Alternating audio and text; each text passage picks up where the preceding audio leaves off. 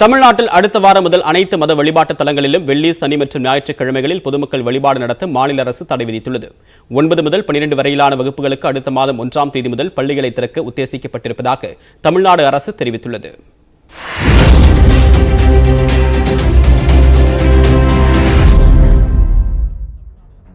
தமிழ்நாட்டில் கொரோனா பரவலை தடுக்க நடைமுறையில் உள்ள ஊரடங்கு வரும் திங்கட்கிழமை காலை 6 மணியுடன் முடிவுக்கு வருகிறது. அதை முன்னிட்டு மாநிலத்தில் கொரோனா பரவலின் தன்மை மற்றும் அதன் தாக்கம் குறித்து மருத்துவ நிபுணர் குழுவுடன் முதலமைச்சர் மு.க.ஸ்டாலின் வெள்ளிக்கிழமை ஆலோசனை நடத்தினார். இதேபோல பல்வேறு மாவட்டங்களில் காணப்படும் நோய் தொற்று பரவல் பற்றியும் அண்டை மாநிலங்களில் நோய் தாக்கம் குறித்தும் அரசு உயர் அதிகாரிகள் மற்றும் காவல்துறையினருடன் ஆலோசனை நடத்தினார். அதைத் தொடர்ந்து அரசு வெளியிட்டுள்ள செய்தியில் ஊரடங்கை மேலும் 2 வாரங்களுக்கு, அதாவது 23ஆம் தேதி வரை நீட்டித்து முதலமைச்சர் உத்தரவிட்டுள்ளதாக தெரிவிக்கப்பட்டுள்ளது. இதில் பொதுமக்கள் ஒரே இடத்தில் அதிக அளவில் கூடுவதை தடுக்க வெள்ளி, சனி மற்றும் ஞாயிற்றுக்கிழமைகளில் அனைத்து மத வழிபாட்டு தலங்களிலும் பொதுமக்களின் வழிபாட்டுக்கு மட்டும் தடை விதிக்கப்படுவதாக அறிவிக்கப்பட்டுள்ளது. பள்ளிகளை திறக்க வேண்டியதன் அவசியம் குறித்து ஆலோசனை கூட்டத்தில் மருத்துவ நிபுணர்கள் வலியுறுத்தினார்கள். அதன் அடிப்படையில் 9, 10, 11 மற்றும் 12ஆம் வகுப்பு மாணவர்களுக்காக ஒரே நேரத்தில் 50% மாணவர்களுடன் அடுத்த மாதம் 1ஆம் தேதி முதல் பள்ளிகளை திறக்க அரசு உத்தேசித்துள்ளதாக தெரிவிக்கப்பட்டுள்ளது. இதற்கான பூர்வாங்க நடவடிக்கைகளை மேற்கொள்ள பள்ளி கல்வித்துறைக்கு அறிவுறுத்தப்பட்டுள்ளதாக தமிழ்நாடு அரசு தெரிவித்துள்ளது. மருத்துவக் கல்லூரிகள், செவிலியர் படிப்பு உள்ளிட்ட பல்வேறு மருத்துவம் சார்ந்த கல்லூரிகள் வரும் 16ஆம் தேதி முதல் செயல்பட அனுமதி அளிக்கப்பட்டுள்ளது. இறைச்சி மற்றும் மீன் சந்தைகளில் மக்கள் கூடுவதை தவிர்க்கும் பொருட்டு திறந்த வெளியில் தனித்தனி கடைகளாக பிரித்து விற்பனை செய்வதை உறுதிப்படுத்துமாறு உள்ளாட்சி அமைப்புகள் அறிவுறுத்தப்பட்டுள்ளன. பொதுமக்களிடையே பல்வேறு வகையான விழிப்புணர்வு நடவடிக்கைகளை தொடர்ந்து மேற்கொள்ளுமாறு மாவட்ட ஆட்சியர்கள் மற்றும் உள்ளாட்சி அமைப்புகளின் பொறுப்பாளர்களை முதலமைச்சர் கேட்டுக் கொண்டுள்ளதாகவும் தெரிவிக்கப்பட்டுள்ளது.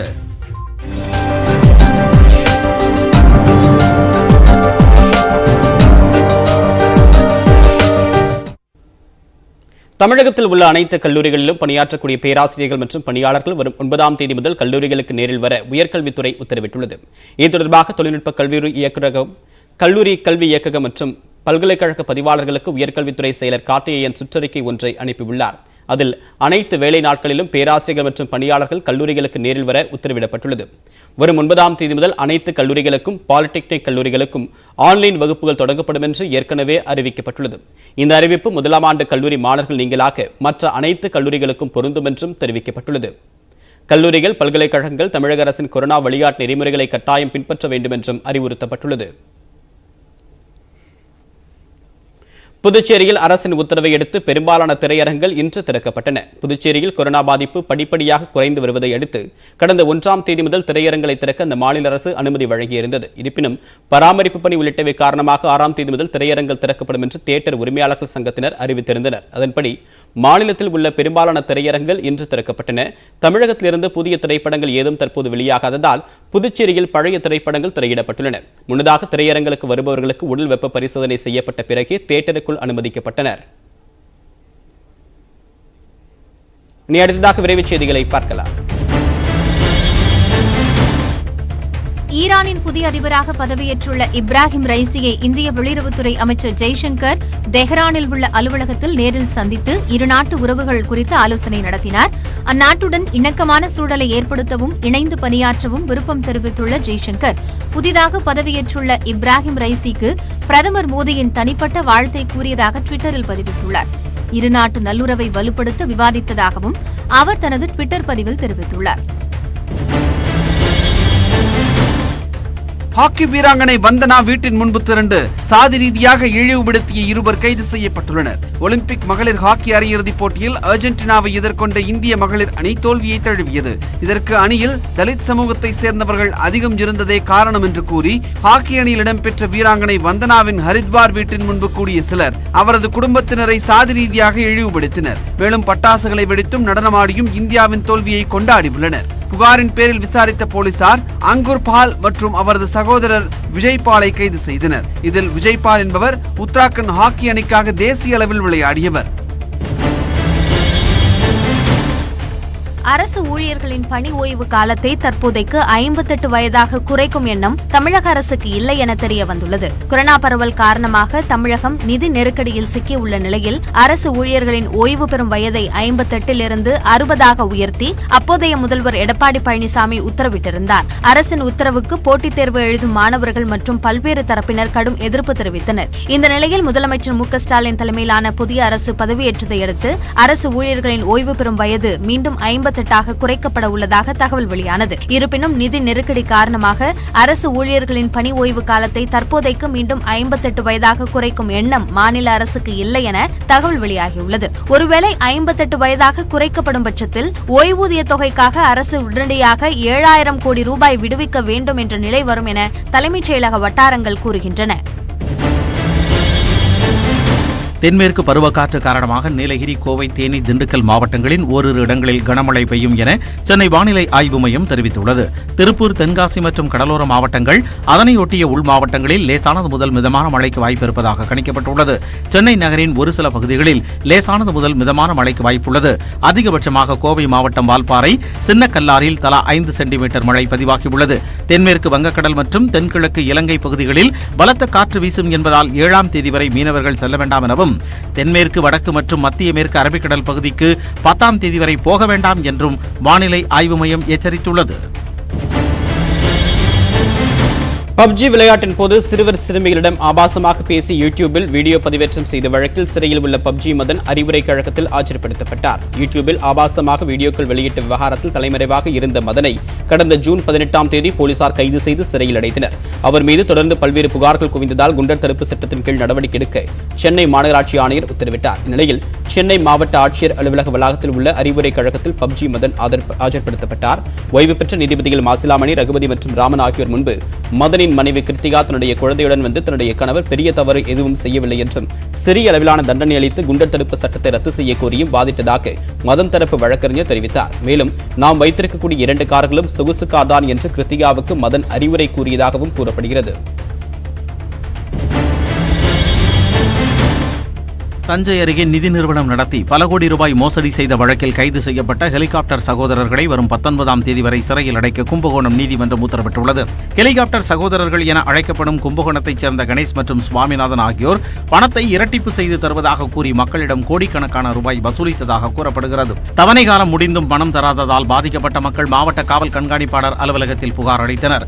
இதனையடுத்து புதுக்கோட்டை மாவட்டம் வேந்தன்பட்டியில் உள்ள பண்ணை வீட்டில் பதுங்கியிருந்த ஹெலிகாப்டர் சகோதரர்களான கணேஷ், சுவாமிநாதன் ஆகியோரை நேற்று போலீசார் கைது செய்தனர். பின்னர் இருவரையும் கும்பகோணம் குற்றவியல் நீதிமன்ற நீதிபதி தரணிதரன் வீட்டில் போலீசார் ஆஜர்படுத்தினர். அப்போது அவர்களை வரும் 19ஆம் தேதி வரை சிறையில் அடைக்க நீதிபதி ஆணையிட்டார். மயிலாடுதுறை மாவட்டம் பொறையாறு அருகே அரசு பேருந்தில் திடீர் தீ விபத்து ஏற்பட்டது.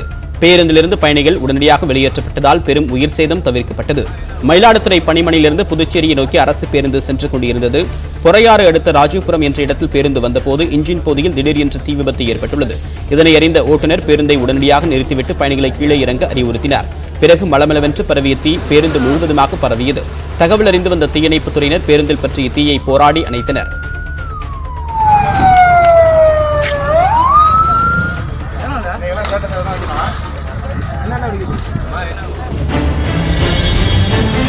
ராமநாதபுரம் மாவட்டத்தில் அதிமுக முன்னாள் ஒன்றிய செயலாளர் வீட்டில் லஞ்ச ஒழிப்பு போலீசார் சோதனையில் ஈடுபட்டனர். போகலூரைச் சேர்ந்த நாகநாதன் கடந்த 2011 முதல் 2016 வரை ஒன்றிய சேர்மனாக இருந்துள்ளார். அந்த சமயத்தில் சாலைகள், கலையரங்கம் கட்டியதில் ஊழல்கள் நடந்திருப்பதாக ஏற்பட்ட புகாரை அடுத்து நாகநாதன் வீட்டில் லஞ்ச ஒழிப்பு போலீசார் சோதனையில் ஈடுபட்டுள்ளனர். இதுவரை 15 லட்சம் ரூபாய் ரொக்கம், 88 சவரன் தங்க நகைகள் மற்றும் வங்கி ஆவணங்கள் ஆகியவை பறிமுதல் செய்யப்பட்டுள்ளன. இதில் 14 லட்சம் ரூபாய்க்கு உரிய ஆவணங்கள் இல்லை என்று கூறப்படுகிறது. சமீபத்தில் முதலமைச்சர் ஸ்டாலின் முன்னிலையில் நாகநாதன் திமுகவில் இணைந்தது குறிப்பிடத்தக்கது. நீலகிரி மாவட்டம் கூடலூர் அருகே உள்ள தமிழக கர்நாடக எல்லை பாகிஸ்தானில் இந்து கோயில் சூறையாடப்பட்ட சம்பவத்திற்கு அந்நாட்டு பிரதமர் இம்ரான் கான் கண்டனம் தெரிவித்துள்ளார். பஞ்சாப் மாகாணம் ரகிம் யார்கூன் மாவட்டத்தில் இஸ்லாமிய பள்ளி நூலகம் அருகே இந்து மதத்தைச் சேர்ந்த 8 வயது சிறுவன் சிறுநீர் கழித்ததாக கூறப்படுகிறது. இதனால் இஸ்லாமிய மதத்தைச் சேர்ந்த கும்பல் ஒன்று அங்குள்ள இந்து கோயிலை சூறையாடியதுடன் கோயிலின் ஒரு பகுதிக்கு தீ வைத்தது. இது தொடர்பான காட்சி சமூக வலைதளங்களில் வெளியாகி பரவியது. இச்சம்பவத்திற்கு பாகிஸ்தான் பிரதமர் இம்ரான்கான் கண்டனம் தெரிவித்துள்ளார். கோயிலை சேதப்படுத்தியவர்கள் மீது கடும் நடவடிக்கை எடுக்க போலீசாருக்கு உத்தரவிட்டுள்ளதாகவும் சேதப்படுத்தப்பட்ட இந்து கோயில் மீண்டும் புனரமைக்கப்படும் எனவும் இம்ரான்கான் தெரிவித்துள்ளார். இயக்குனர் கௌதம் மேனன் மற்றும் நடிகர் சிம்பு இணையும் புதிய திரைப்படத்திற்கு வெந்து தணிந்தது காடு என பெயரிடப்பட்டுள்ளது. விண்ணை தாண்டி வருவாயா, அச்சம் என்பது மடமையடா ஆகிய படங்களை தொடர்ந்து இவர்கள் 3வது முறையாக கூட்டணி அமைக்கின்றனர். இந்த படத்தை ஐசரி கணேஷ் தயாரிக்க AR ரகுமான் இசையமைக்கிறார். இந்நிலையில் வெந்து தணிந்தது காடு படத்திற்கான ஃபர்ஸ்ட் லுக் போஸ்டர் தற்போது வெளியாகியுள்ளது. அதில் எரிந்து கொண்டிருக்கும் காட்டுத்தீக்கு மத்தியில் லுங்கி மற்றும் கிழிந்த சட்டையுடன் கையில் கம்பு வைத்துக் கொண்டு சிம்பு காட்சியளிக்கிறார். இதனால் படத்தின் மீதான எதிர்பார்ப்பு அதிகரித்துள்ளது. கிருஷ்ணகிரி மாவட்டம் ஓசூரில் நேற்று முதலமைச்சர் மு.க. ஸ்டாலின் காரில் சென்றபோது அவருடைய முகத்தை காண்பதற்காக முகக்கவசத்தை அகற்ற வலியுறுத்திய பெண்ணிடம் முதலமைச்சர் தொலைபேசியில் நன்றி கூறி ஆனந்த அதிர்ச்சி அளித்துள்ளார். ஓசூரை சேர்ந்த ரம்யா நியூஸ் 8க்கு தெரிவித்த கருத்துக்களை தற்போது பார்க்கலாம். ஒரு 10 அடி டிஸ்டன்ஸ்லேயே நான் அவரை பார்த்தாகணும்னு முடிவு பண்ணதுனால மாஸ்க்கை கழட்டுங்க சார், மாஸ்க்கு நான் என்னமோ பொலைட்டாக சொன்ன மாதிரி தான் இருந்துச்சு. அதில் இவ்வளோ சவுண்டாக நான் சொல்லியிருக்கேன்னு அந்த வீடியோவை பார்க்கும்போது தான் எனக்கே தெரியுது. நான் சொன்ன உடனே நான் சாதாரண ஒரு பொண்ணு தான் என்னோட பேச்சை கேட்டு மாஸ்கை கழட்டி எனக்கு அவ்வளோ சூப்பராக ஒரு முகத்தை எனக்கு அவர் காமிச்சிட்டு போயிருக்காரு. சென்னை லேண்ட்லைன் நம்பர்லேருந்து கால் வந்துச்சு. லேண்ட்லைன்லேருந்து கால் வருது அப்படின்னு யோசனையாக அட்டன் பண்ணாக்கா, சார் நாங்கள் முதலமைச்சர் ஆஃபீஸ்லேருந்து பேசுகிறோம், நீங்கள் தான் இன்றைக்கி காலையில் முதலமைச்சர்கிட்ட பேசுனீங்களா அப்படின்னு கேட்டாங்க. ஆமாம் சார் அப்படின்னு சொன்னேன். சார் உங்கள்கிட்ட பேசுகிறாரு, ஒரு நிமிஷம் லைனில் இருங்கன்னு சொன்னார். அவ்வளோதான், என்னால் நிற்கவே முடியல, பறக்க ஆரம்பிச்சிட்டேன் நான். ஓசூரில் வங்கிக் கடன் தொல்லையால் ஒரே குடும்பத்தை சேர்ந்த 4 பேர் தற்கொலை செய்து கொண்ட சம்பவம் அதிர்ச்சியை ஏற்படுத்தியுள்ளது. கிருஷ்ணகிரி அருகே உள்ள ஆலங்காயம் பகுதியை சேர்ந்தவர் மோகன். ஆன்லைன் வர்த்தக தொழிலில் ஈடுபட்டு வந்த மோகன் தன்னுடைய மனைவி ரம்யா, 10 வயதான மகள் அன்மையா மற்றும் தாயார் வசந்தம்மாள் ஆகியோருடன் ஓசூரில் வசித்து வந்தார். இவர்கள் வசித்த வீட்டை அதன் உரிமையாளர் வேறு ஒருவருக்கு விற்றுள்ளார். இதனால் மோகன் குடும்பத்தினர் இன்று தாங்கள் வசித்து வந்த வீட்டை காலி செய்ய வேண்டியிருந்தது. ஆனால் காலை வரை இவர்களின் நடமாட்டம் இல்லாததால் வீட்டை வாங்கியவர்கள் அங்கு சென்றுள்ளனர். அப்போது வீட்டிற்குள் காற்றாடி, டிவி ஆகியவை ஓடிக்கொண்டே இருந்ததால் சந்தேகமடைந்தவர்கள் மற்றொரு சாவியை வைத்து வீட்டிற்குள் சென்றிருக்கிறார்கள். வீட்டுக்குள் மோகன் உட்பட 4 பேரும் உயிரிழந்து கிடந்ததால் அதிர்ச்சியடைந்த அவர்கள் இதுகுறித்து காவல்துறைக்கு தகவல் தெரிவித்துள்ளனர். இதையடுத்து சம்பவ இடத்திற்கு சென்ற போலீசார் மோகன் எழுதி வைத்திருந்த கடிதத்தை கைப்பற்றினர். அதில் தனக்கு வங்கியில் அதிக அளவில் கடன் இருப்பதாகவும் கடன் தொல்லை காரணமாகவே இந்த முடிவை எடுத்திருப்பதாகவும் எழுதியிருந்ததாக போலீசார் தெரிவித்துள்ளனர். இதுகுறித்து மத்திகிரி போலீசார் தொடர் விசாரணை மேற்கொண்டு வருகின்றனர். கடன் தொல்லையால் ஒரே குடும்பத்தை சேர்ந்த 4 பேர் தற்கொலை செய்து கொண்ட சம்பவம் அந்த பகுதியில் சோகத்தை ஏற்படுத்தியுள்ளது. இந்நிலையில் முதல் நாள் காலை மோகன் தன்னிடம் சகஜமாக பேசியதாகவும் தாங்கள் இருவரும் பெங்களூரு செல்ல திட்டமிட்டிருந்ததாகவும் உயிரிழந்த ரம்யாவின் சகோதரர் ரஞ்சித் குமார் தெரிவித்துள்ளார். லெட்டரில் கடன் தொல்லை இருக்குது, பேங்க் ப்ராப்ளம் இருக்குது அப்படின்னு எழுதி வச்சுட்டு இறந்துருக்காங்க. எனக்கு ஏதாவது சந்தேகம் இருக்குது, இருந்தாலும் நான் சார் கிளியர் பண்ணுறேன் நான் உங்களுக்கு அப்படின்னு சொல்லியிருக்காரு. நேற்று காலையில் 8 மணிக்கு பேசினார் என்கிட்ட. இந்த மாதிரி நான் பெங்களூர் போகணும் வரீங்களான்னு கேட்டேன். சரி வரேன் நான் வந்து கார் கொஞ்சம் ரெடி பண்ணணும் அப்படின்னா சரின்னாரு. இறப்பிற்கான காரணம் வந்து இன்னும் தெரியல. முதற்கட்ட விசாரணையில் சூசைடுன்னு இருக்குது. ஒரு சூசைட் நோட் இருக்குது. அதில் தன்னுடைய சொந்த பிரச்சனைகளாலும் பேங்க்கில் உள்ள கடன் வாங்கி கட்ட முடியாத அந்த ஒரு விரக்தியிலையும் இறந்ததாக சொல்லி அவர் எழுதியிருக்கிறாரு. விசாரணை வந்து தொடரும்.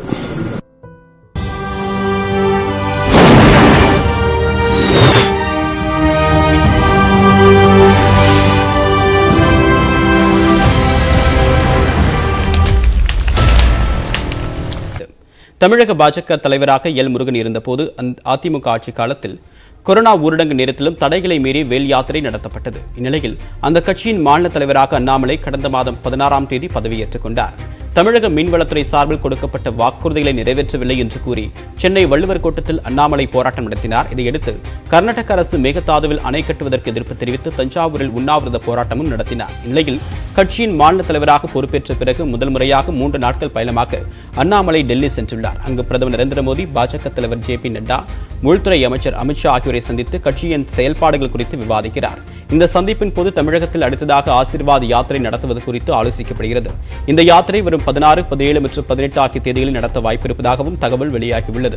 கடந்த முறை நடத்திய வேல் யாத்திரைக்கு அதிமுக அரசு அனுமதி அளிக்காத நிலையில் தற்போதைய ஆசீர்வாத் யாத்திரைக்கு அனுமதி கிடைக்குமா என்ற கேள்வியும் எழுந்துள்ளது. திமுகவினரின் தொழில்கள் தொடர்பான விவகாரங்களில் கை வைப்போம் என்று கூறிய பாஜக தலைவர் அண்ணாமலை மக்களின் கவனம் பெறுவதற்காக இதுபோன்று பேசி வருவதாக அமைச்சர் KN நேரு பதிலளித்துள்ளார்.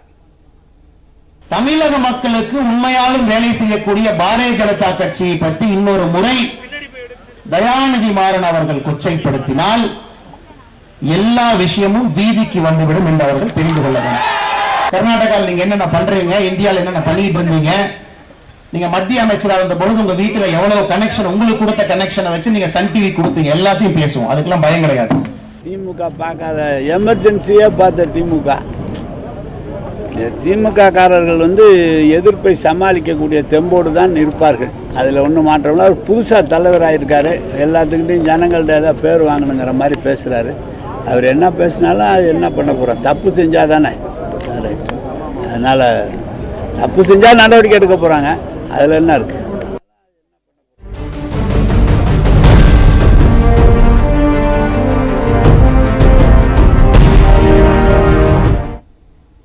இந்தியாவில் விளையாட்டு வீரர்களுக்காக வழங்கப்படக்கூடிய உயரிய விருதான ராஜீவ்காந்தி கேல் ரத்னா இனி மேஜர் தயான்சந்த் பெயரில் வழங்கப்படும் என்று பிரதமர் நரேந்திர மோடி தெரிவித்துள்ளார். விளையாட்டுத் துறையில் சிறந்து விளங்குபவர்களுக்கு அர்ஜுனா, ராஜீவ்காந்தி கேல் ரத்னா, துரோணாச்சாரியா ஆகிய விருதுகளை மத்திய அரசு வழங்கி கௌரவித்து வருகிறது. இந்நிலையில் ராஜீவ்காந்தி கேல் ரத்னா விருதின் பெயர் மாற்றப்படுவதாக கூறியுள்ள பிரதமர் மோடி அது குறித்து ட்விட்டரில் பதிவிட்டுள்ளார். அதில் கேல் ரத்னா விருதை தயான்சந்த் பெயரில் வழங்க வேண்டும் என பல்வேறு தரப்பினரும் கோரிக்கை விடுத்ததாக குறிப்பிட்டுள்ளார். இதை ஏற்று இனி ராஜீவ்காந்தி கேல் ரத்னா விருதுகள் மேஜர் தயான்சந்த் கேல் ரத்னா விருது என்ற பெயரில் வழங்கப்படும் என கூறியுள்ளார். 1928, 1932 மற்றும் 1936 ஆண்டுகளில் நடைபெற்ற ஒலிம்பிக்கில் தங்கம் வென்ற இந்திய ஹாக்கி அணியை வழிநடத்தியவர் தயான்சந்த். இவரது பிறந்த நாளான ஆகஸ்ட் 29ஆம் தேதியைத்தான் தேசிய விளையாட்டு நாளாக கொண்டாடி வருகிறோம் என்பது குறிப்பிடத்தக்கது. இந்நிலையில் அரசியல் காழ்ப்புணர்ச்சி காரணமாகவே ராஜீவ்காந்தியின் பெயர் நீக்கப்பட்டுள்ளதாக காங்கிரஸைச் சேர்ந்த செல்வ பெருந்தகை குற்றம் சாட்டியுள்ளார். மொரார்ஜி தேசாய் காலத்தில், VP சிங் காலத்தில், வாஜ்பாய் காலத்தில், எப்பொழுதெல்லாம் பிரதமர் தேவகவுடா காலத்தில் யாரெல்லாம் எதிர்க்கட்சியாகிறதோ அவர்கள் உருவாக்கிய விருதுகளை காங்கிரஸ் ஆட்சி எந்த காலத்திலும் எடுக்கவில்லை. அந்த தலைவர்களுக்கு சிறப்பு செய்தார்கள். தலைவர் ராஜீவ்காந்தி என்பவர் இளைஞர்களால் ஈர்க்கப்பட்டவர், விஞ்ஞான யுக புரட்சியை கொண்டு வந்தவர். இன்று கம்ப்யூட்டர், கையில் நம்ம வச்சிருக்கிற கைபேசி, செல்ஃபோன் எல்லாம் இருக்குன்னா அவருடைய படைப்பு, அவருடைய அர்ப்பணிப்பு இந்த நாட்டுக்கு. அப்படிப்பட்ட தலைவர் பெயரால் உருவாக்கப்பட்ட இந்த விருதை மாற்றுகிறார் என்றால் இவர் எப்படிப்பட்ட ஒரு பிரதமர் என்பதை நாட்டு மக்கள் பார்த்து கொண்டிருக்கிறார்கள். இதை ஒருபோதும் மன்னிக்க மாட்டார்கள். இந்நிலையில் இந்தியாவில் பல்வேறு துறைகள் மற்றும் விருதுகளுக்கு காங்கிரஸ் தலைவர்களின் பெயர்களே வைக்கப்பட்டிருப்பதாக கூறும் பாஜக நிர்வாகிகள் அதை மாற்ற வேண்டியது அவசியம் என்றும் தெரிவித்துள்ளனர். இந்தியாவிலே 450 துறைகள், schemes, projects, international airports, colleges, projects என்று பல்வேறு விஷயங்களுக்கு இன்றும் நேரு குடும்பத்தினுடைய பெயரிலே, ஜவஹர்லால் நேரு பெயரிலே, இந்திரா காந்தி பெயரிலே, ராஜீவ்காந்தி பெயரிலே தான் பெயர் வைக்கப்பட்டிருக்கிறது. எனவே பல்வேறு துறைகளிலே பிரகாசிப்பவர்களுடைய பெயர்களிலே தான் இந்த மாதிரி திட்டங்கள் இனி வர வேண்டும். கேல் ரத்னா விருதிலிருந்து ராஜீவ்காந்தி பெயரை நீக்கி இருப்பது அநாகரிகமான அரசியல் என விடுதலை சிறுத்தைகள் கட்சியின் தலைவர் திருமாவளவன் கூறியுள்ளார். இது மிகவும் அநாகரிகமான ஒரு அரசியல். தயான்சந்த் பெயரில், அவருடைய பெயரில் புதிதாக ஒரு விருதினை அறிவித்தால் அதை மனப்பூர்வமாக வரவேற்கலாம். ஆனால் மறைந்த மேனாள் பிரதமர் ராஜீவ்காந்தி அவர்களின் பெயரில் இதுவரை வழங்கப்பட்டு வந்த அந்த விருதினை மாற்றியிருப்பது அவரை மட்டுமல்ல, அரசியல் மரபையே அவமதிப்பதாகும். இதேபோல் ராஜீவ் பெயர் நீக்கத்திற்கு ஆதரவாகவும் எதிராகவும் பலரும் கருத்து தெரிவித்து வருகின்றனர். பெகாசஸ் விவகாரம், வேளாண் மசோதா ஆகிய விவகாரங்களால் நாடாளுமன்றம் 3வது வாரமாக முற்றிலும் முடக்கியது. நாடாளுமன்ற மழைக்கால கூட்டத்தொடர் தொடங்கியது முதலே இரு அவைகளும் தொடர்ந்து முடங்கி வருகின்றன. கூட்டத்தொடரில் மீதமுள்ள காலகட்டத்தில் மேற்கொள்ள வேண்டிய நடவடிக்கைகள் குறித்து எதிர்க்கட்சிகளுடன் காங்கிரஸ் மூத்த தலைவர் ராகுல் காந்தி ஆலோசனை மேற்கொண்டார். காலை 11 மணிக்கு மக்களவை கூடியதும் ஹிரோஷிமா நகரில் அணுகுண்டு வீசப்பட்டு 76 ஆண்டுகள் நிறைவடைந்ததை சபாநாயகர் ஓம் பிர்லா குறிப்பிட்டார்.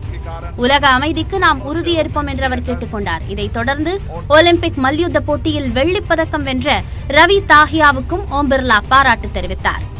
இதனைத் தொடர்ந்து கேள்வி நேரம் தொடங்கியதும் அவையின் மைய பகுதியில் கூடிய எதிர்க்கட்சி உறுப்பினர்கள் பெகாசஸ் விவகாரம் குறித்து விவாதம் நடத்த வலியுறுத்தி முழக்கம் எழுப்பினர். இதனால் 12 மணி வரை அவையை சபாநாயகர் ஒத்திவைத்தார். 12 மணிக்கு அவை கூடியதும் வரி விதிப்பு சட்ட திருத்த மசோதா மீது விவாதம் நடைபெற்றது. அமளிக்கு இடையே மசோதா மீது நிதியமைச்சர் நிர்மலா சீதாராமன் பேசினார். இதையடுத்து குரல் வாக்கெடுப்பின் மூலம் மசோதா நிறைவேறியது. தொடர்ந்து பேசிய காங்கிரஸ் உறுப்பினர் ஆதிர் ரஞ்சன் சௌத்ரி, விவசாயிகள் தொடர்பான 3 சட்டங்களையும் நீக்க வேண்டும் என்று தொடக்கம் முதலே தாங்கள் வலியுறுத்தி வருவதாக தெரிவித்தார்.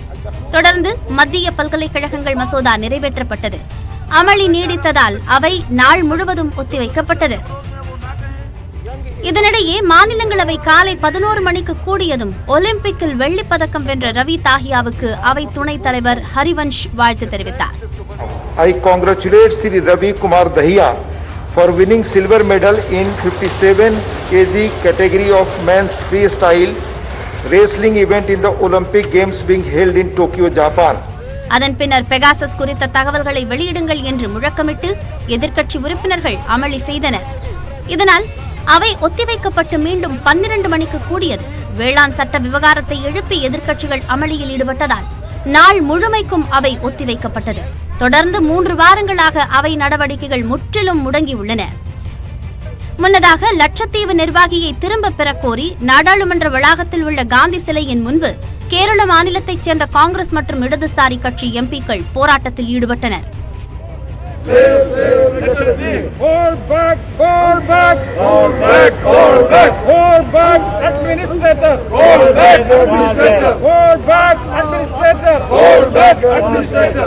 இந்நிலையில் மக்களவையில் வரி விதிப்பு சட்ட திருத்த மசோதா நிறைவேற்றப்பட்டதற்கு ரிசர்வ் வங்கி ஆளுநர் சக்திகாந்த் தாஸ் வரவேற்பு தெரிவித்துள்ளார்.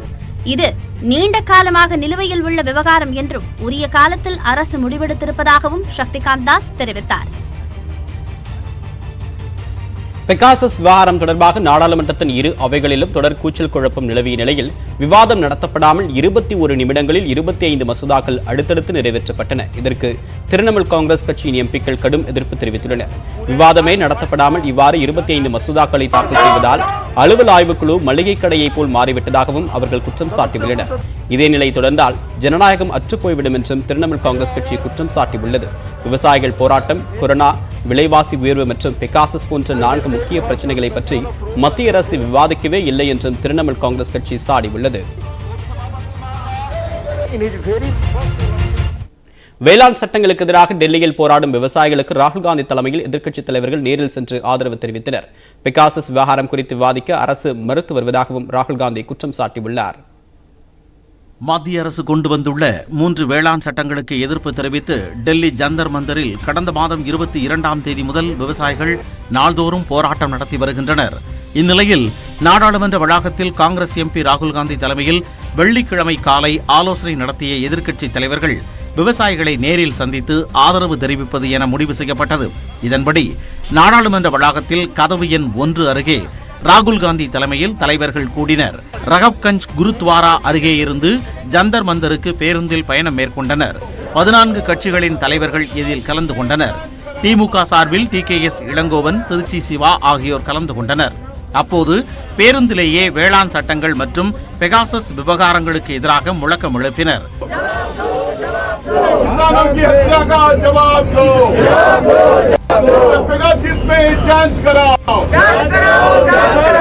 ஜந்தர் மந்தரை சென்றடைந்ததும் விவசாயிகளை பாதுகாப்போம், இந்தியாவை பாதுகாப்போம் என்ற வாசகம் அடங்கிய பதாகைகளை காண்பித்து முழக்கம் எழுப்பினர்.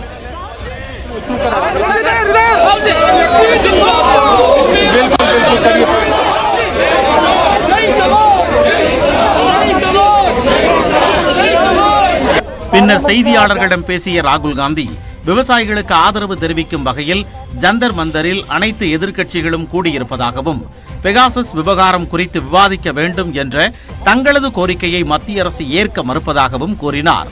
ஒவ்வொரு இந்தியரின் தொலைபேசியையும் நரேந்திர மோடி ஒட்டு கேட்பதாக ராகுல் காந்தி குற்றம் சாட்டினார்.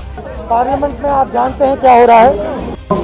पार्लियामेंट में हम पेगासस की बात करना चाहते हैं, वहाँ पे वो पेगासस की बात नहीं होने दे रहे हैं।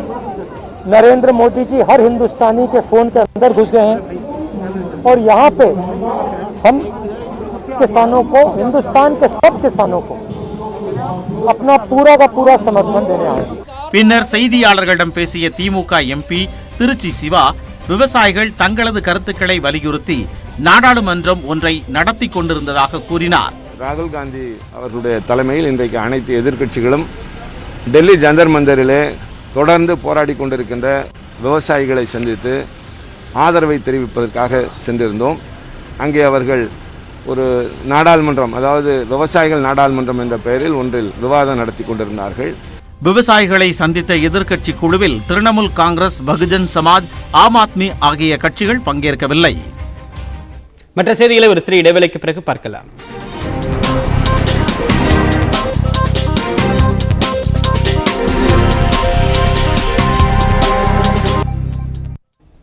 மறைந்த அதிமுக அவைத்தலைவர் மதுசூதனனின் உடலுக்கு முதலமைச்சர் மு க ஸ்டாலின் நேரில் சென்று அஞ்சலி செலுத்தினார். பிறகு மாலையில் மதுசூதனனின் உடல் தகனம் செய்யப்பட்டது.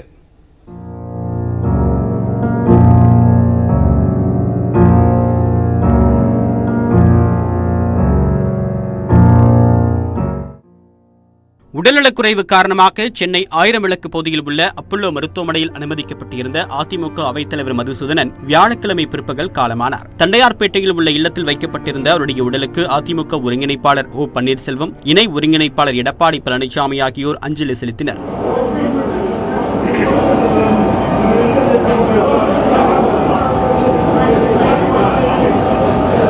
மதுசூதனன் இல்லத்திற்கு வந்த முதலமைச்சர் மு க ஸ்டாலின் உடலுக்கு அஞ்சலி செலுத்தியதுடன் குடும்பத்தினருக்கு ஆறுதல் தெரிவித்தார். அவருடன் அமைச்சர்கள் சேகர்பாபு, மா சுப்பிரமணியன் உள்ளிட்டோரும் அஞ்சலி செலுத்தினர்.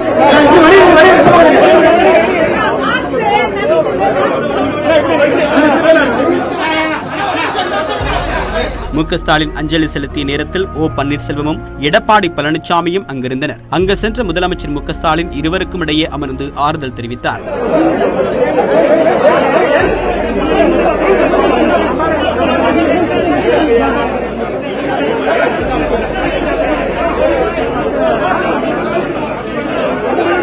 மதுசூதனன் உடலுக்கு முதலமைச்சர் மு க ஸ்டாலின் அஞ்சலி செலுத்தியது தமிழருக்கே உரிய பண்பாடு என்று அதிமுக முன்னாள் அமைச்சர் ஜெயக்குமார் தெரிவித்தார். கட்சி ஆரம்பிக்கும் போது அடக்குமுறைகள் எல்லாம் கூட தாங்கி கழகத்தை வளர்த்த ஒரு மாபெரும் தூண் இன்றைக்கு மறைந்துவிட்டது என்று சொல்லும்போது எங்களுக்கெல்லாம் ஒரு பேரிடியாகவும் பேர் அதிர்ச்சியாகவும் இருக்கின்ற ஒரு நிலைதான் இன்றைக்கு இருந்து கொண்டிருக்கின்றது. இல்லை, அது வந்து தமிழ்நாட்டில் தமிழருக்கு ஒரு பண்பாடு. இது எனவே நல்லது கெட்டதில் கலந்து கொள்வது என்பது தமிழருடைய பண்பாடு. இதனிடையே அதிமுக கொடி கட்டிய காரில் வந்திருந்த சசிகலா மதுசூதனன் உடலுக்கு அஞ்சலி செலுத்தினார். பின்னர் அவருடைய குடும்பத்தினருக்கும் ஆறுதல் கூறினார்.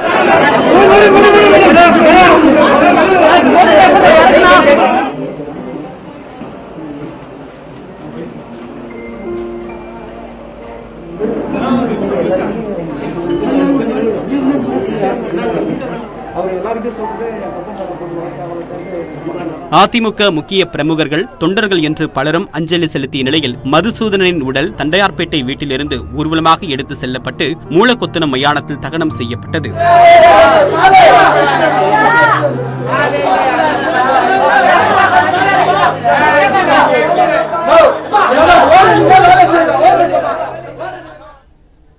தமிழ்நாட்டில் 12ஆம் வகுப்பு துணைத் தேர்வு இன்று தொடங்கியது. மாநிலம் முழுவதும் சுமார் 45,000 பேர் தேர்வு எழுதினர். தமிழ்நாட்டில் கொரோனா பரவல் காரணமாக 12ஆம் வகுப்பு பொதுத் தேர்வு ரத்து செய்யப்பட்டு அனைவரும் தேர்ச்சி என்று அறிவிக்கப்பட்டது. மாணவர்களின் 11ஆம் வகுப்பு மதிப்பெண் மற்றும் 12ஆம் வகுப்பு செய்முறை தேர்வு அடிப்படையில் மதிப்பெண் பட்டியல் கடந்த மாதம் 19ஆம் தேதி வெளியிடப்பட்டன. மதிப்பெண்களில் திருப்தி இல்லாத மாணவர்கள் மற்றும் தனித் தேர்வர்களுக்கு ஆகஸ்ட் 6ஆம் தேதி முதல் 19ஆம் தேதி வரை தேர்வு நடைபெறவுள்ளது. அதன்படி முதல் நாளான இன்று மொழிப்பாடத்திற்கான தேர்வு நடைபெற்றது. இதில் நேரடியாக பள்ளிகளில் பயின்ற மாணவர்கள் 25 பேர் மற்றும் 45,000க்கும் மேற்பட்ட தனி தேர்வர்கள் தேர்வு எழுதினர். தேர்வு மையங்களில் தனிமனித இடைவெளி, முகக்கவசம் உள்ளிட்டவற்றை தேர்வுத்துறை முறையாக பின்பற்றி வருகிறது. திருச்சியில் தனியார் பள்ளியில் அமைக்கப்பட்ட தேர்வு மையத்தில் பள்ளிக்கல்வித்துறை அமைச்சர் அன்பில் மகேஷ் பொய்யாமொழி நேரில் ஆய்வு செய்தார். தொடர்ந்து லால்குடி, புள்ளம்பாடி, அன்பில் உள்ளிட்ட திருச்சி மாவட்டத்தில் உள்ள பள்ளிகளுக்கு சென்றும் ஆய்வு செய்தார். ஆசிரியர்கள் மற்றும் பெற்றோர்களுடனும் அவர் கலந்துரையாடினார்.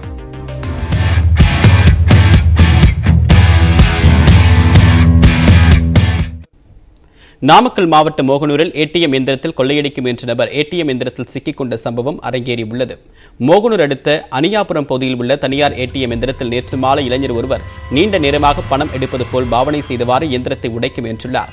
இதனை கண்ட பொதுமக்கள் அவரை ஏடிஎம் மையத்திற்குள் வைத்து அடைத்துள்ளனர். பிறகு ரோந்து பணியில் இருந்த மோகனூர் போலீசார் சம்பவ இடத்திற்கு சென்று இளைஞரை பிடித்தனர். விசாரணையில் அவர் தனியார் கோழிப்பண்ணையில் பணிபுரியும் பீகார் மாநிலத்தை சேர்ந்த உபேந்திர ராய் என்பது தெரியவந்தது. பணம் எடுப்பது போல் அடிக்கடி ஏடிஎம் எந்திரத்தை நோட்டமிட்ட உபேந்திர ராய் நேற்று மாலை ஆள் இல்லாத நேரத்தில் இயந்திரத்தை உடைத்து கொள்ளை முயற்சியில் ஈடுபட்டுள்ளார். இதனால் உபேந்திர ராயை கைது செய்த போலீசார் கொள்ளை சம்பவத்தில் வேறு யாருக்கேனும் தொடர்பு உள்ளதா என்பது குறித்தும் விசாரணை மேற்கொண்டு வருகின்றனர். மற்ற செய்திகளை ஒரு சிறிய இடைவேளைக்கு பிறகு பார்க்கலாம்.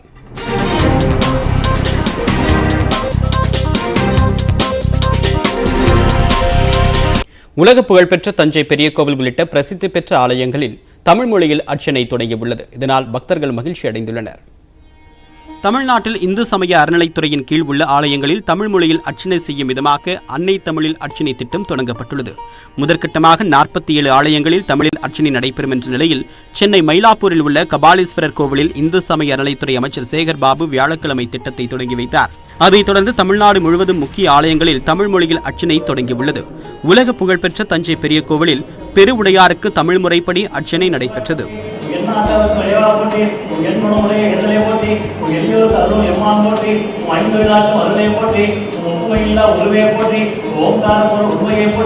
தமிழில் அர்ச்சனை செய்ய வேண்டும் என்ற நீண்ட நாள் எதிர்பார்ப்பு நிறைவேறியதால் பக்தர்கள் மகிழ்ச்சி அடைந்துள்ளனர். தமிழில் அர்ச்சனை செய்வதற்கு மிகவும் ரொம்ப சந்தோஷம். அவங்க சேகர்பாபு அறநிலையத்துறை அமைச்சர் அவர்களுக்கு மிகவும் நன்றி சொல்கிறோம். இந்து சமய துறையில் அரண்மனை தேவஸ்தானத்தை பொறுத்த வரைக்கும் 88 கோயில்கள் இருக்கு. எல்லா கோயிலுமே தமிழில் அர்ச்சனை செய்வது மிகவும் நன்றியாக இருக்கு. நம்ம பேர் சொல்லும் போது அவங்க தமிழில் சொல்லும்போது அந்த மக்களுக்கு நல்லா புரியும் விதமா இருக்குது. அதனால இது மக்களிடையே பெரும் வரவேற்புக்குரிய விஷயமாக இருக்கிறது. சமஸ்கிருதம் மட்டுமே ஓதப்பட்டு வந்த பெருவுடையார் கோவிலில் கடந்த ஆண்டு நடைபெற்ற குடமுழுக்கின் போது நீதிமன்ற ஆணையின்படி தமிழிலும் மந்திரங்கள் ஓதப்பட்டன. இதைத் தொடர்ந்து தற்போது தமிழ் மொழியில் அர்ச்சனை தொடங்கியுள்ளது. உலகத்தில் உள்ள அனைவரும் சகல நன்மைகளையும் பெற்று நோய் நொடியெல்லாம் விடுதலை வாழவும், குறிப்பாக கொரோனா என்ற இந்த நோயிலிருந்து விடுபட்டு எல்லா மக்களும் எல்லா நன்மைகளையும் பெற்று விடுதலை வாழ எல்லாம் வல்ல பெருவுடையார் உடனாகிய பெருவுடையார் திருவடிக்கு தமிழ் முறை கொண்டு அர்ச்சனை வழியை கண்டு தமிழ் திருமுறையால் அர்ச்சனை பிரிவில் அருள்புரிவாயாக. மதுரை மீனாட்சியம்மன் கோவிலில் ஏற்கனவே தமிழில் அர்ச்சனை நடைபெற்று வரக்கூடிய நிலையில் ஆடி வெள்ளிக்கிழமையை ஒட்டி பக்தர்கள் கூடுவதற்கு அனுமதி மறுக்கப்பட்டதால் சிறப்பு வழிபாடுகள் நடைபெறவில்லை. திருவண்ணாமலை அண்ணாமலையார் கோவில் உட்பட சில கோவில்களில் அடுத்த வாரம் முதல் தமிழில் அர்ச்சனை செய்ய முடிவு செய்யப்பட்டுள்ளது. ஆலயங்களில் தமிழில் அர்ச்சனை தொடங்கி இருப்பதற்கு குன்றக்குடி அடிகளார் வரவேற்பு தெரிவித்துள்ளார். அருந்தமிழ் அர்ச்சனையை அன்னை தமிழ் அர்ச்சனையை தொடங்கி இருப்பது வரவேற்புக்கும் பாராட்டுக்கும் உரியது. தமிழர்ச்சனை திக்கலாம் உளங்கட்டும், தீந்தமிழ் எங்கும் பரவட்டும். அதே நேரம் கோவிலில் அர்ச்சனை என்பதை மதம் சம்பந்தப்பட்ட விஷயம் என்றும் இதில் அரசு தலையிடக்கூடாது என்றும் பாஜக மூத்த தலைவர் எச் ராஜா தெரிவித்துள்ளார். அர்ச்சனை விஷயத்தில் தலையிடுறதுக்கு அறநிலைத்துறை அமைச்சருக்கு ஒன்றும் வேலை இல்லை. சும்மா நாடகம் ஆடாதீங்க. அர்ச்சனைங்கிறது it is not a secular activity, it is a religious spiritual activity. அதில் அரசாங்கம் சட்டம் இயற்ற முடியாது. ஆனால் தமிழ் அர்ச்சனை பண்ணுறதுல எங்களுக்கு எந்த ஆட்சேபனையுமே இல்லைங்க. ஆலயங்களில் தமிழில் அர்ச்சனை செய்வது தங்களுக்கு மன உளைச்சலை அளிப்பதாக அர்ச்சகர்கள் ஒரு தரப்பினர் ஆதங்கம் தெரிவித்துள்ளனர்.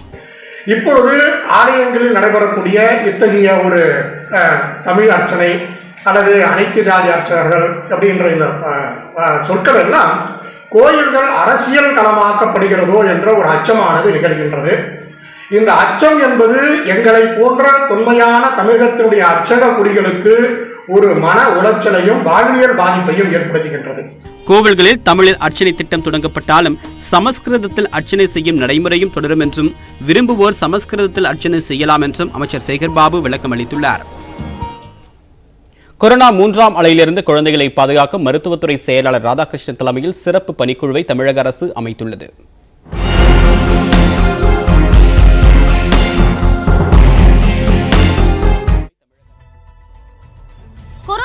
மூன்றாவது அலை அக்டோபர் மாதத்தில் உச்சம் தொடும் என்று மருத்துவ வல்லுநர்கள் தெரிவித்திருக்கிறார்கள்.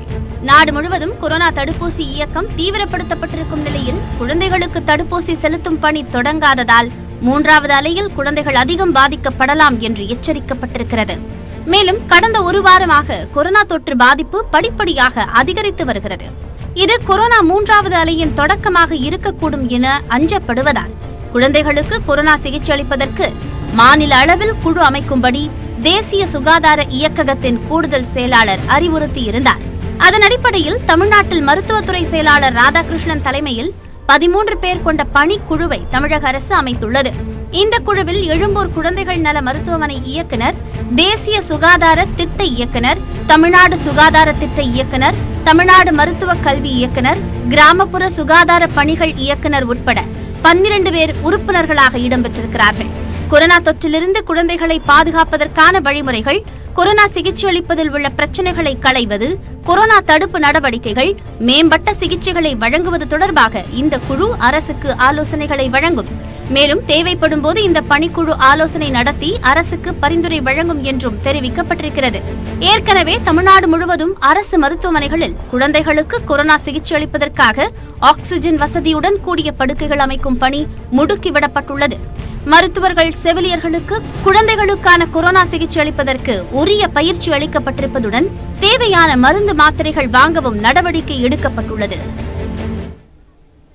அடர்ந்த வனப்பகுதிக்குள் விடப்பட்ட ரிவால்டோ யானை மீண்டும் குடியிருப்பு பகுதிக்குள் வந்திருக்கக்கூடிய நிலையில் அதன் நடமாட்டம் 24 மணி நேரமும் வனத்துறையினர் கண்காணிக்கின்றனர். குடியிருப்பு பகுதியிலேயே யானையை வைத்து பராமரிக்க வேண்டும் என்று கிராம மக்கள் கோரிக்கை விடுத்துள்ளனர்.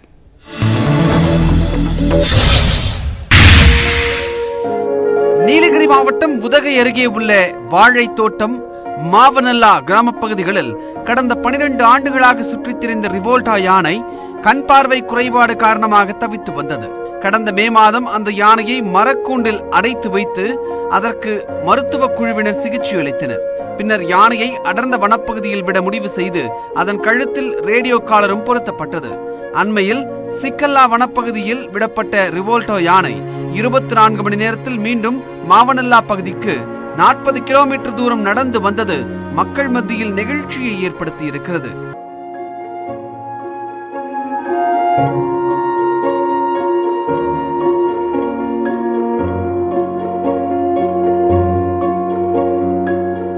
யானைக்கு சிகிச்சை அளித்து வனப்பகுதிக்கு அனுப்பிய திட்டம் வெற்றியடைந்துள்ளதாகவும் யானை மீண்டும் குடியிருப்பிற்கு வரும் என்பது எதிர்பார்த்த ஒன்றுதான் என்றும் வனத்துறையினர் தெரிவிக்கின்றனர்.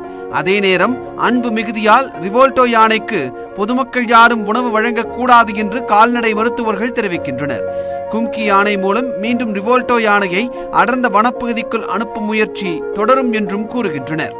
குன்கி யானைக்கு கொஞ்சம் பயம் இருக்கும்னு சொல்லிட்டு குன்கி யானையும் அங்கே கொண்டு வந்து வச்சு அதையும் செய்யறதுக்கான ஏற்பாடுகள்லாம் பண்ணியிருக்காங்க. அதே மாதிரி லோக்கலில் உள்ள அந்த நிறைய பேர் அந்த யானையை ரொம்ப பிடிக்கும். அந்த லோக்கலில் உள்ள நிறைய அந்த யூத்ஸ் எல்லாம் ஒன்று சேர்த்து ரிவால்டோ யானைக்கு அந்த யானைக்கும் மக்களுக்கும் ஒரு சுமூகமான உறவு இருக்கிறதுக்கான ஏற்பாடுகள் எல்லாமே பண்ணியிருக்கு. ஸோ யானைக்கு உணவு அளிக்கக்கூடாது என்பது மட்டும் ஒரு முக்கியமான ஒரு பாயிண்ட் இதில் இருக்குது.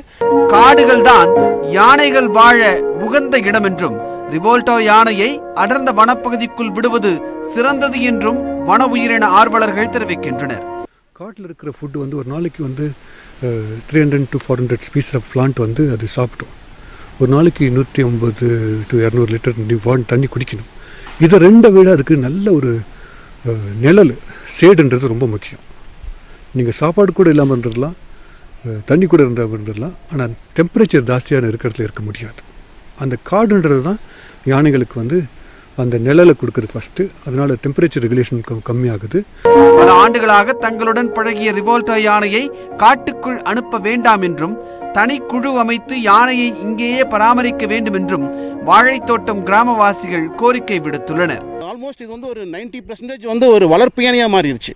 ஸோ இதை போய் காட்டுக்குள்ளே விட்டுட்டோன்னா இன்னும் கண்டிப்பாக நாங்கள் சொன்ன வரும்னு அது திரும்பி வந்துருச்சு. எனவே நாங்கள் என்ன சொல்கிறோன்னா ஒரு குழு ஆரம்பித்து இந்த யானையை இந்த பகுதியிலேயே மனிதனுக்கும் மிருகத்துக்கும் ஒரு ஏற்படாத வகையில் ஒரு குழு அமைச்சு அதை பராமரிக்கணுன்றது எங்களோட சின்ன ஒரு வேண்டுகோள் இது. இந்த நிலையில் யானையின் அருகே சென்று புகைப்படம் எடுப்பது போன்ற ஆபத்தான செயல்களில் ஈடுபட வேண்டாம் என்று பொதுமக்களுக்கு வனத்துறையினர் எச்சரிக்கை விடுத்துள்ளனர்.